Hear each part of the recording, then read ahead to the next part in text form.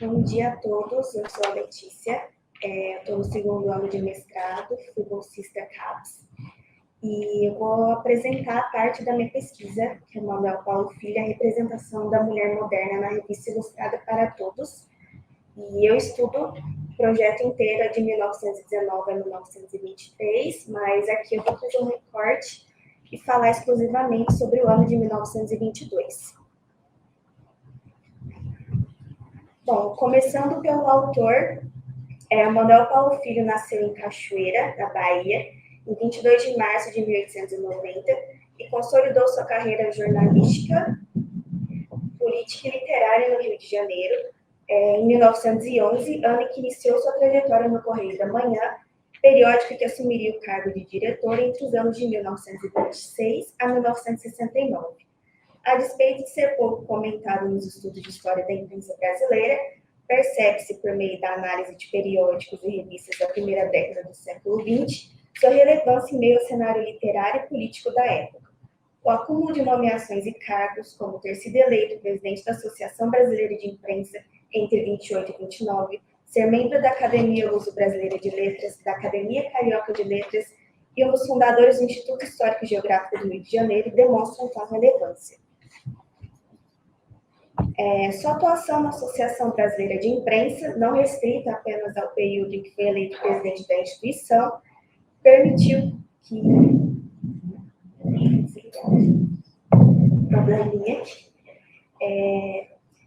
que ele mediasse encontros e acentuasse os laços entre a imprensa nacional e estrangeira, citando como exemplo sua participação como representante brasileiro no Congresso Internacional de Jornalistas, convocado pela ONU e realizado em Genebra em 1956. Simultaneamente a essas atividades, ele publicava em jornais e revistas de grande circulação, como a Careta, o Malha, a própria Para Todos, no Imparcial e no Tico-Tico, além de publicar crônicas das colunas A Vida Social e A Vida no Congresso, no Correio da Manhã. Aliado à carreira na imprensa, Paulo Filho também assumiu cargos públicos, como chefe de gabinete do prefeito Azevedo Sodré, entre 16 e 17, delegado de polícia no Rio de Janeiro entre 18 e 19 e, posteriormente, como deputado da Assembleia Constituinte entre 34 e 35. Bom, ao observar a carreira do Paulo Filho, atentando-se a essa constante acumulação de cargos públicos e a publicação de diversos impressos, que teria impedido até mesmo de se arriscar em outros projetos literários, percebe-se que sua trajetória não se difere daquelas traçadas por outros intelectuais de sua época. Em meio à consolidação da República, uma capital em processo de urbanização e modernização, nota-se que a vida social passa a girar em torno da criação de novos espaços de sociabilidades, referentes à apropriação e modernização do espaço público para desfrute exclusivo da elite. Tal apropriação vai desde a construção da Avenida Central ao surgimento de ambientes como cafés, salões, teatros, capazes de despertar inúmeras sensações e prazeres e que remetiam a outros referenciais modernos, em especial ao Paris. Em uma cidade construída pela elite e para desfrute dessa elite, aqueles que não pertenciam a essa camada social precisavam se adaptar frente às oportunidades oferecidas por aquele ambiente. E a literatura, nesse sentido, era tida como um caminho de ascensão para aqueles que vinham da classe média ou que não eram brancos, filhos ilegítimos ou uma combinação desses fatores. Em meio ao sistema de apadrinhamento e aos contatos estabelecidos ali na mão do ouvidor, permitia aqueles que eram habilidosos no trato com as palavras a colaborar em um jornal e aí galgar cargos públicos e nomeações. Viver só de literatura naquela época era inviável, como já afirmava o próprio cronista Paulo Filho em um texto publicado em homenagem a Coelho Neto, que foi vencedor de um concurso promovido pela revista O Mar. Então, ele fala aqui, tirando um trecho, depois de ter produzido 107 volumes, sendo o prosador compatriota mais lido e mais imitado, exercendo na técnica indecisa dos principiantes de qualquer parte do norte e do sul, uma influência que raríssimos se têm subtraído, esse romancista, Coelho Neto, de recursos assombrosos, é e continua a ser um indivíduo pobre, preparando de véspera com a pele envelhecida, por meio século de atividade incessante, o almoço ou o jantar do dia seguinte. Os seus 107 volumes vendidos espalhados aqui, em Portugal e nas colônias, não lhe bastaram para lhe garantir a relativa independência econômica quanto mais o bem-estar, o conforto e o luxo. Se essa situação se apresentava para autores de renome, como Coelho Neto, que até mesmo ocuparam uma cadeira na Academia Brasileira de Letras, muitos outros seguiriam a mesma trajetória como homens de letras a fim de entrarem no universo ali da burguesia carioca. E assim como os privilégios, né? Tem os privilégios. Assim, a carreira na grande imprensa parecia ser promissora.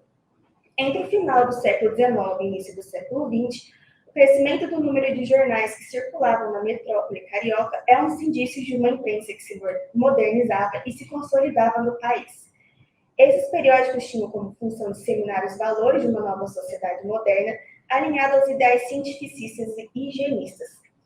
No caso das revistas, esse caráter era ainda mais acentuado, permitindo uma leitura amena e ligeira e permeada de recursos imagéticos, como caricaturas e fotografias.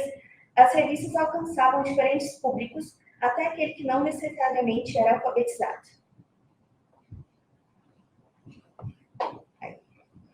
Então, durante a primeira metade do século XX, a Sociedade Anônima Mário dominava a produção de revistas do país e era responsável pela publicação de grandes sucessos, como Mário, Leitura para Todos, o Tico-Tico e a própria Para Todos. Sua influência no mercado nacional de revistas aumentaria ainda mais após a venda de ações da editora para a gráfica Pimenta de Melo e Companhia, ocorrida em 1919, que possuía grande aporte tecnológico e permitia reinventar o projeto gráfico de importantes títulos da editora, assim como a criação de outros, visando alcançar um público ainda mais vasto. A obtenção da Para Todos, antes pertencente à Companhia Gráfica Brasileira, corresponderia a esse mesmo período de fusão entre as duas empresas. De circulação semanal, a revista Para Todos tratava desde assuntos da política nacional e internacional, a moda, a publicação de folhetins, contos e receitas. Percebe-se, no entanto, que o universo cinematográfico ganha cada vez mais espaço dentro da revista por meio da seção Cinema para Todos. Nela, eram publicadas notícias sobre o universo dos artistas de Hollywood, entrevistas, críticas e resumos de filmes, além da existência, no final da sessão, de uma tabela que contemplava os filmes que seriam transmitidos durante aquela semana nos cinemas do Rio de Janeiro. Em 26, com a criação da revista Cinearte, o cinema deixa de ser o carro-chefe da Para Todos, que passa a enfatizar outros assuntos do cotidiano. Apesar do nome da revista indicar que ela seria voltada a todos os tipos de leitores, a publicação era destinada sobretudo ao público feminino de classe média e classe média alta. Para essa apresentação, o foco será na segunda fase da revista, mais especificamente o ano de 22, primeiro ano de J. Carlos e Álvaro Moreira como diretores das publicações da editora, estratégia adotada por Pimenta de Melo para aquecer as vendas dos seus periódicos. Anunciada sua nova função na edição do dia 15 de abril da revista O Mário, edição que eu trago aqui no slide, uma das inovações de J. Carlos foi inserir, como uma diagramação mais livre, fotografias, desenhos ou poemas ilustrados na página editorial da Para Todos. E aqui eu trouxe o exemplo de uma edição antes do J. Carlos assumir a função de diretor, e depois, a primeira edição, a página editorial, tinha mais textos, tinha até uma caricatura ali, uma ilustração, mas era permeada por textos, e a segunda imagem que, após o J. Carlos assumir essa função, eram imagens dispostas pela página. A partir desse experimentalismo, os textos que ocupavam a página editorial da revista tornaram-se cada vez mais escassos, deixando de publicar os autores que escreviam recorrentemente nessa seção, caso de Manuel Paulo Filho. Em contrapartida, a seção Cinema para Todos toma quase totalmente o espaço da revista.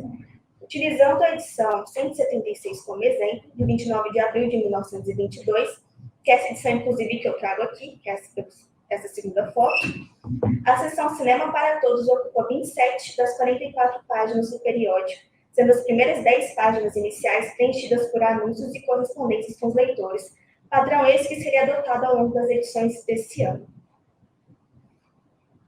Debruçando-se ainda na edição 176, logo na página anterior à seção Cinema para Todos, há um texto de Paulo Filho, o último publicado naquele ano, em que o autor denuncia a frivolidade da vida moderna, que, segundo a ótica do cronista, devia ser a simulação de comportamentos presentes nos filmes e a necessidade de constante espetacularização da vida cotidiana. Retomando o ponto de Arthur de Azevedo, Paulo Filho relata de que forma uma mulher influenciou seu amante a adotar um estilo de vida superficial, de modo que pudesse ser visto e apreciado nos jornais pelos seus feitos. Paulo Filho afirma que atualmente não seria necessário tanto esforço, bastando apenas anunciar uma conferência literária, um meeting partidário que nunca realizaria, dentre outros eventos considerados fúteis, mas que chamariam a atenção da imprensa. Então, ele fala que a vida moderna é toda cheia dessas frivolidades. Queremos parecer sempre mais do que aquilo que somos na realidade. A nossa existência é toda cheia de saltos movidos por frições cinematográficos. De tal maneira, nos habituamos a olhar nas películas das fábricas americanas, alemãs, francesas e italianas e quase não compreendemos a importância humana, senão em virtude do maior ou menor sucesso dos filmes aos quais procuramos nos adaptar. No decorrer do texto, o cronista ainda lamenta o esquecimento de homens de gênio, artistas e sábios, dentre outros intelectuais, em prol de outras figuras sedutoras de tela. Então, ele conclui que a evidência e admiração, a popularidade intensa, não se fizeram para os espíritos de elite intelectual, porque estes vivem mais no fundo dos gabinetes silenciosos de leitura, nas academias, nos salões, meio desertos de conferências. Pertencem mais aos astros e estrelas do vasto planeta, dominado pela sugestão lenta, porém segura do mecanismo cinematográfico, que tanto mais se deprava quando se aperfeiçoa. Bom, vou resumir, porque eu tenho que estar terminando. Então, sob a ótica do autor, o cinema, ao invés de ser aproveitado como escola de instrução de moral e civismo, exploraria temas cada vez mais promíscuos e superficiais, sendo uma má influência às mulheres. E isso causa uma repercussão muito grande entre os leitores ali da Para Todos. Tanto que numa crônica publicada na edição 51, o autor relata sua indignação após assistir a um filme em cartaz por retratar a redenção de uma mulher adúltera. Horrorizado também com o comportamento das melindrosas e dos almofadinhas, palavras dele ali que estavam presentes na sessão, o cronista se recusa a assistir o último ato da fita, afirmando que o cinema era um aparelho irresistível de corrupção em que se aprendia a praticar adultérios com sucesso, além de ser um tabernáculo de todos os vícios repugnantes. Essa argumentação, presente também em outras crônicas de sua autoria, gerou uma repercussão negativa entre os leitores, que se manifestavam afirmando que Paulo Filho sofreu de um impulso momentâneo de mau humor. Que esse trecho aqui que eu trago de uma resposta de um leitor a esse texto do Paulo Filho, recomendando ainda que ele assistisse a bons filmes. O corpo editorial da revista, devido à repercussão negativa da crônica em questão, viu-se obrigado a adotar medidas como a publicação de uma enquete que indagava qual seria a verdadeira função social do cinema. Eu trago esse trecho aqui. Então, na edição, eles falam, né, que o cinema, assim como tem uma grande cópia de amadores, conta também com um número de adversários. Contra a favor desse gênero, tem se levantado muitas vozes, como a do Paulo Filho, que despejou uma terrível crítica contra o cinema e sua publicação fez o corpo editorial vir às mãos várias cartas protestando contra os termos daquele artigo. As opiniões pró e contra serão igualmente respeitadas. Então, a editora pergunta qual a opinião dos leitores sobre o cinema, julga o cinema útil ou perigoso, e por quê? Essas críticas contundentes ao cinema eram presentes nas crônicas de Paulo Filho em toda a sua trajetória da revista Para Todos. Assim, o autor se fazia presente em várias edições do periódico, geralmente nas páginas editoriais, como eu falei antes. É de se estranhar, portanto, que um autor de viés mais conservador fosse publicado em uma revista que atendia justamente aos interesses da cinematografia. A Para Todos, principalmente por meio da seção Cinema para Todos, contribui para disseminar a fantasia da mulher como objeto de consumo por meio da exposição de imagens e pôsteres de atrizes de Hollywood, assim como a idealização do seu cotidiano dentro e fora das câmeras. Os leitores comumente interagiam com as matérias dedicadas a elas por meio de concursos e enquetes que elegiam a atriz mais bonita e relevante daquele ano, além da exposição de instantâneos que retratavam os círculos de sociabilidade ali das mulheres de elite e os eventos que elas participavam, inclusive seus sítios de preparo antes de frequentarem os cinemas. Isso espera em frente ao local antes que o filme começasse. Após o crescimento da seção Cinema para Todos dentro da revista, além das modificações e experimentalismos proporcionados pela mudança editorial ocorrida em abril de 22, acredita-se que Paulo Filho, aliado às repercussões negativas de seus textos, tenha perdido espaço na Para Todos. Após a edição de 176, que foi a que eu mostrei aqui, o autor publicaria apenas nas edições 217 e 261, de 1923, e aparece novamente somente em algumas edições de 1925. É isso.